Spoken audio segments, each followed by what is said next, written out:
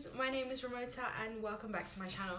If this is the first time you're watching, please do like, subscribe, follow me on Instagram, follow me on Twitter to stay up to date with all things sciencey and mostly tropical disease based.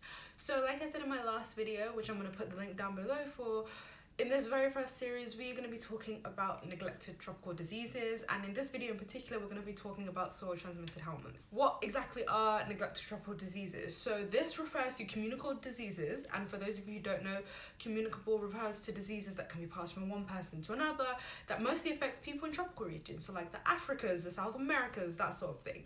And it affects over 1 billion people in the world. In particular, today we're going to be talking about soil-transmitted helminths. They are one of the most common infectious diseases worldwide, and they affect the most poorest and deprived communities. So how are they transmitted?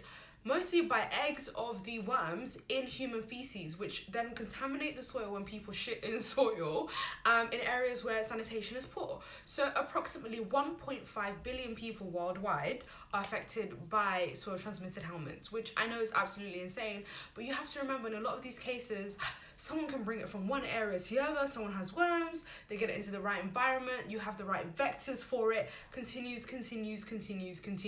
And quite a lot of people are infected and they absolutely have no idea until they start to show like really excruciating symptoms. So what are the main species of soil-transmitted helminths? So I'm not going to get into the really technical names, but we have roundworm, whipworm, and my personal favourite, hookworms. So they live in your intestines, which is kind of like your stomach of the infected people, and they produce thousands of eggs. So there are worms in you, not you, hopefully, producing thousands of eggs at a time, and each day these are passed when people defecate.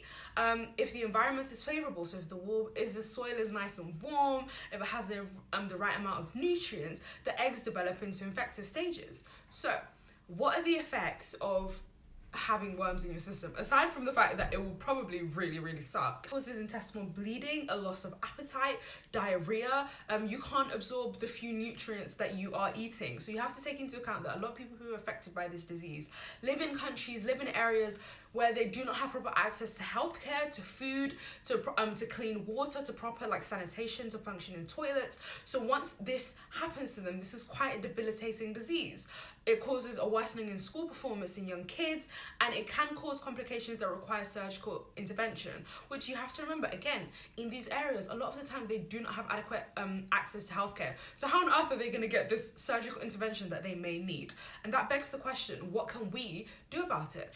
So, in 2001, the delegates, so all the important people at the World Health Organization came together and were like, you know what, we need to sort out the worm problem. And they put a particular emphasis on soil-transmitted helminths and schistosomiasis, which I'm going to go into in my next video. So, what did they decide to do? They decided that the best way to control this disease is to deworm populations regularly. So that is to go into schools, go into homes in these remote areas, in these remote villages, educate them about what's going on, what is wrong with them, what can be causing all of the issues, and give them medication. Maybe it's once a year, maybe it's twice a year, just to stop the rate of reinfection, to kill the worms and to kill the eggs in them, so that when they do defecate, if they have poor sanitation, they're not passing on the disease onto the next person. And ideally, they would also improve sanitation in a lot of these areas. But you have to remember that's probably the most difficult part, because you can educate people on what it is, where not to go, what not to do. You can give people the medication that's required once, twice, 3 times a year.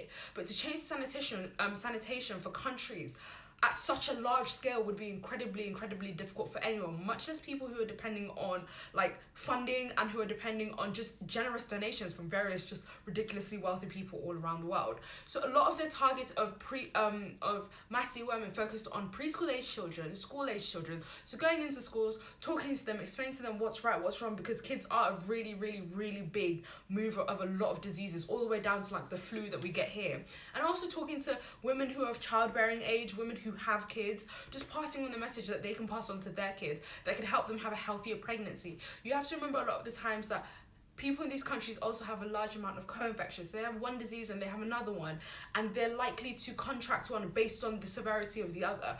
So is it working? Is this mass deworming program working? Well, Cochrane, which is a really just world famous systematic review, highly regarded journal, they basically look through different articles, they compare them based on themes, based on topics, and go, is this experiment working? They basically said, mass deworming is not working, guys. you wasted your time, you shouldn't have done it, and do you know what? You need to try something else. And this caused a really, really, really big debate called the worm wars. And some people are saying mass deworming didn't improve education, it didn't improve nutritional status. These kids weren't growing tall enough based on whether or not they were dewormed. There wasn't a big increase in school attendance. They weren't dying any less, that sort of thing. And who are we to say that all of these things aren't happening because of other diseases? And that was kind of the big back and forth. So I'm going to link for you down below the Cochrane article if you're interested in reading it. I think it's a really interesting read. It was one of the first things I read on the first week of my master's course. We had a really interesting debate about it. And I think it's worth seeing how